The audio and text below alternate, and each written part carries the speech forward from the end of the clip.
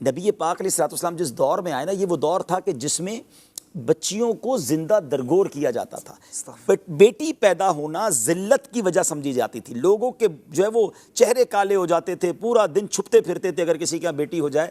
میں آپ کو ایک واقعہ سناتا ہوں۔ ایک شخص نبی پاک علیہ الصلوۃ والسلام کی بارگاہ میں حاضر ہوئے، کہتے حضور جب سے میں ایمان لایا ہوں نا، مجھے ایمان کی حلاوت مٹھاس نہیں ملی ہے، اور اس کی وجہ یہ کہ حضور زمانہ جاہلیت میں میرے بیٹی پیدا ہوئی تو بس میں نے اس کو اپنے لیے ذلت فیل کیا، اور میں نے اپنی بیوی کو کہا کہ اس کو ذرا تیار کر لو، بناؤ سنگھار سے تیار کرو۔ بیٹی بڑی خوش ہوئی کہ بابا جان کہیں گھمانے لے جا رہے ہیں۔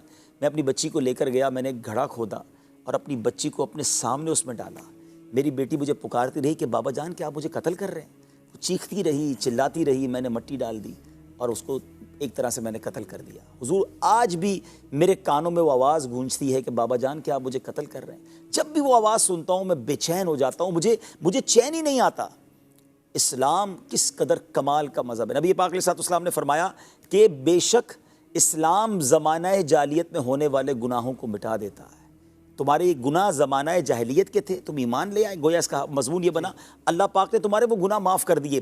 جبکہ اسلام کی حالت میں یعنی مسلمان سے جو گناہ سرزد ہوتے ہیں وہ گناہ استغفار مٹاتا ہے۔ تو میرے میٹھے اسلامی بھائیو، یہ وہ دور تھا، اور پھر اللہ کے حبیب علیہ الصلوۃ والسلام نے اس دور میں اپنی بیٹی کے ساتھ کیا سلوک اپنایا اور رہتی دنیا کو ایک درس دیا کہ بیٹیوں کا مقام کیا ہے۔ احادیث بھری پڑی ہیں بیٹیوں کے فضائل پر۔ نبی پاک علیہ الصلوۃ والسلام فرماتے ہیں جس کا مضمون ہے بیٹیوں کو برا مت کہو، بے شک میں بھی بیٹیوں والا ہوں۔ یہ جملہ کتنا پیارا ہے، پیارے آقا نے اپنی نسبت کی ہے، میں بھی بیٹیوں والا ہوں، اور بے شک بیٹیاں تو بڑی مہربان، غم گسار، دل لبانے، یعنی بچیاں گھر کی رونق ہوتی ہیں۔ اور واقعی جن کے گھروں میں بچیاں ہیں، باپ کی تو سمجھنے وارے نیارے ہو جاتے ہیں، وہ باپ کے ساتھ جو بیٹی کا انٹریکشن ہوتا ہے جو وہ خیال رکھتی ہے۔ اچھا بچی شادی کے ہو جانے کے بعد بھی باپ کو بڑا مس کر رہی ہوتی ہے، اور اس کے ساتھ پیار کا ایک رشتہ ہوتا ہے۔ لیکن بدقسمت ہیں وہ لوگ، آج کہتے ہوئے مزہ نہیں آ رہا کہ یعنی یہ تو زمانہ جاہلیت میں تھا نا، مگر آج بھی گھروں میں جھگڑے ہوتے ہیں کہ بیٹی پیدا ہوئی ہے۔ آج بھی موڈ آف ہو جاتا ہے، وہ عورت سوچے، ساس بعض اوقات ہوتی ہے یا وہ نندے ہوتی ہیں جو بھابھی یا بہو کو تانے دیتی ہے کہ تمہارے یہاں بیٹیاں پیدا ہو رہی ہیں، شوہر اپنی بیوی سے لڑ رہا ہوتا ہے کہ ابھی تک بیٹا پیدا نہیں ہوا۔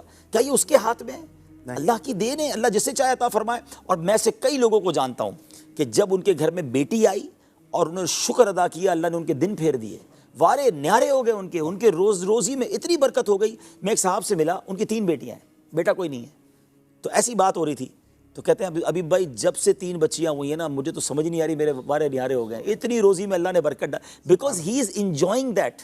وہ اس پر شکوہ نہیں کر رہے تھے، وہ اسے بوجھ نہیں سمجھ رہے تھے۔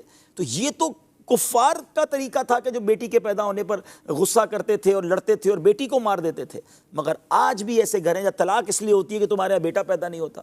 تو یہ نہ کریں پلیز، بیٹی تو جنت میں جانے کا ٹکٹ ہے۔ نبی پاک علیہ الصلوۃ والسلام فرماتے جس کا مضمون ہے کہ جو اپنی بیٹیوں کی اچھی پرورش کرے، پھر ان کا نکاح کر دے، اپنے بیٹوں کو ان پر ترجیح نہ دے، تو اللہ پاک اسے جنت عطا فرماتا ہے۔ بیٹی جہنم اور اس کے درمیان حجاب بن جائے گی، یہ بھی احادیث میں مضمون ہے۔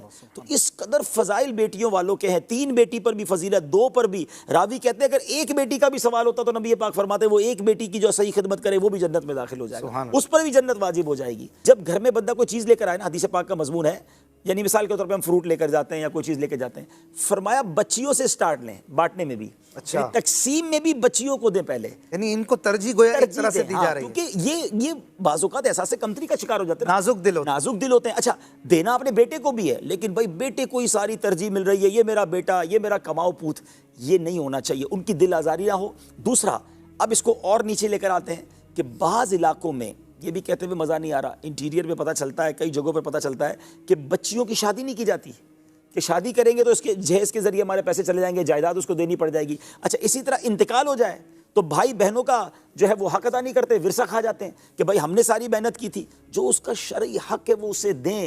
یہ بہنیں بھائیوں کا مان ہیں، بہنیں بھائیوں کے لیے۔ اچھا روایتیں ایسی بھی ملتی ہیں کہ جس نے اپنی بہن کی صحیح پرورش کی، باپ کا انتقال ہو گیا اور اب باپ بھائیوں کے ہاتھ میں کنٹرول آ گیا ہے، تو یہ تو ہماری میمنی میں کہتے ہیں نیاڑیاں ہوتی ہیں، ان کے تو ہمیشہ دل، ان کی دعائیں بھی لگتی ہیں۔ بہنوں کے دل خوش کرنے چاہیے اور بچیوں کے دل خوش کرنے چاہیے، اس سے آپ دیکھیں گے کہ انشاءاللہ بیڑا پار ہو جائے گا۔ اور جب خاتون جنت کی بات ہو رہی ہے تو پھر ہمیں یہ اپنے گھر کے اندر بھی یہ ماحول بنانا چاہیے۔ اور ماشاءاللہ ہم نے دیکھا ہے جنہوں نے اپنی بچیوں کے ساتھ، اپنی بہنوں کے ساتھ اچھا سلوک کیا، اللہ پاک نے ان کے وارے نیارے کر دیے، ان کے دنیا کے غم بھی دور ہو جائیں گے۔